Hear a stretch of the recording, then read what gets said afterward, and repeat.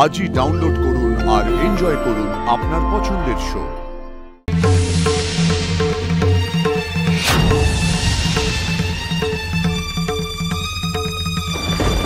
শ্যামলী!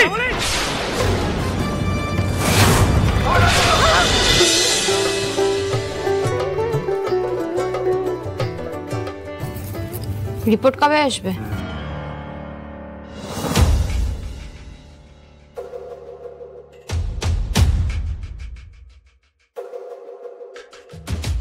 কাল দুপুরে। রিপোর্ট আসার আগে যদি তোমার কিছু আমাদের কাছে স্বীকার করার থাকে তাহলে করে ফেলো। এই শ্যামলী বলো না কি করতে হবে, আমি করে দিচ্ছি হেল্প।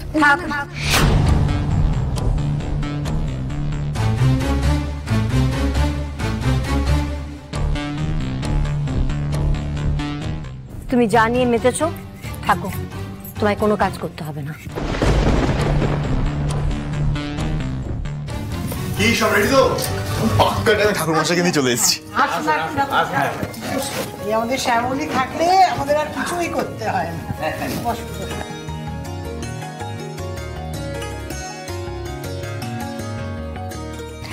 মন্দার, শাড়ি পরে আমাকে কেমন লাগছে বললি না তো?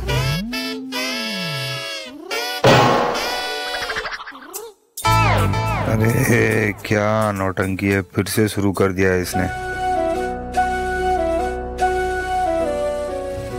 बहुत अच्छी लग रही है।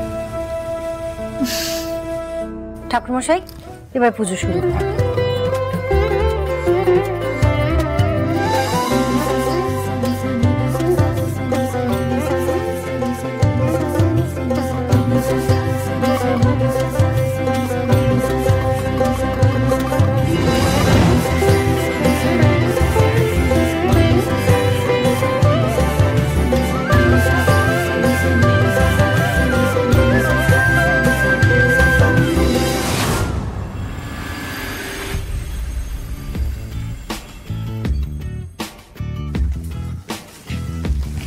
প্রিয়াঞ্জলি, ও স্যার, আমি ভাবছিলাম তোমাকে টেক্সট করব।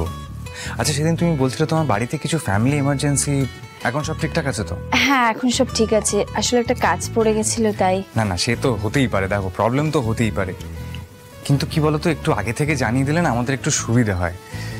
এখন সব শো তুমিই হ্যান্ডেল করছো, আমি ভীষণভাবে তোমার উপর ডিপেন্ডেন্ট। শোয়ের সব কিছু ডিটেল তোমার কাছে, এবার ক্লায়েন্ট তোমাকে ফোনে না পেয়ে আমাকে যোগাযোগ করছে, আর আমি তো উত্তরই দিতে পারছি না।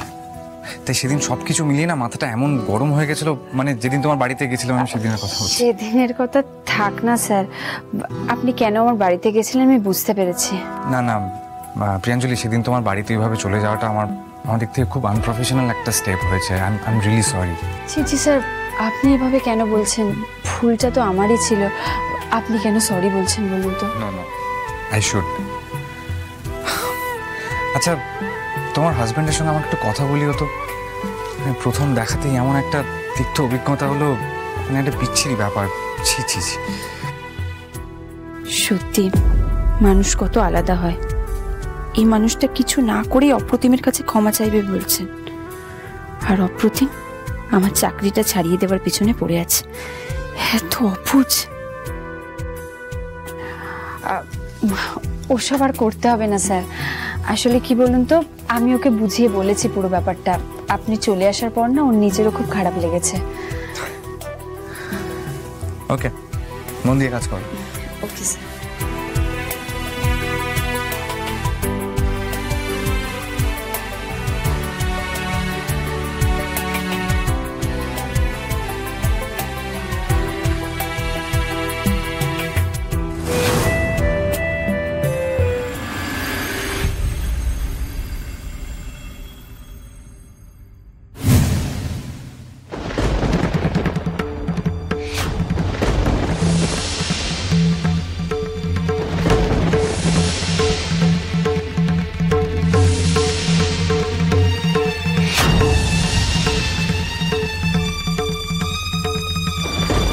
শ্যামলী!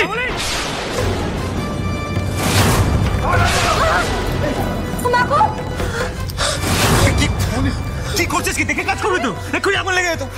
শ্যামলী, ঠিক আছে তুমি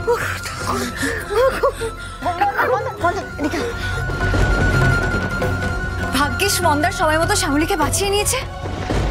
পুজোর দিনে এত বড় বিপদ ঘটতে যাচ্ছিল। Mandar thank you so much, thank you. দেখি তোমার হাতটা কি, তোমার তো হাতে অনেকটা জায়গা পুড়ে গেছে। আমি এক্ষুনি ওষুধ নিয়ে আসছি। আরে ঠিক আছে, আরে কিছু হয়নি দাদা, টেনশন নিচ্ছেন কেন?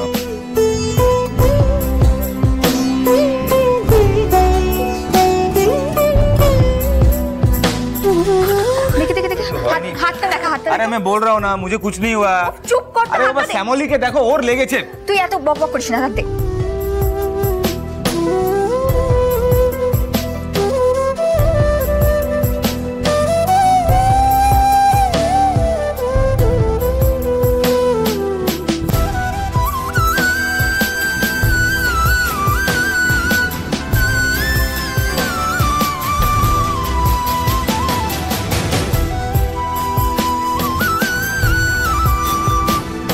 মহেশ্বর, আমি কি বৃথাই সন্দেহ করছি? এটাই মন্দার। শ্যামলী, আজকে কিন্তু খুব বড় একটা অ্যাক্সিডেন্ট হতে পারতো, যেভাবে আগুনটা লেগেছিল। সত্যি তাই, আমি তো খেয়াল করিনি।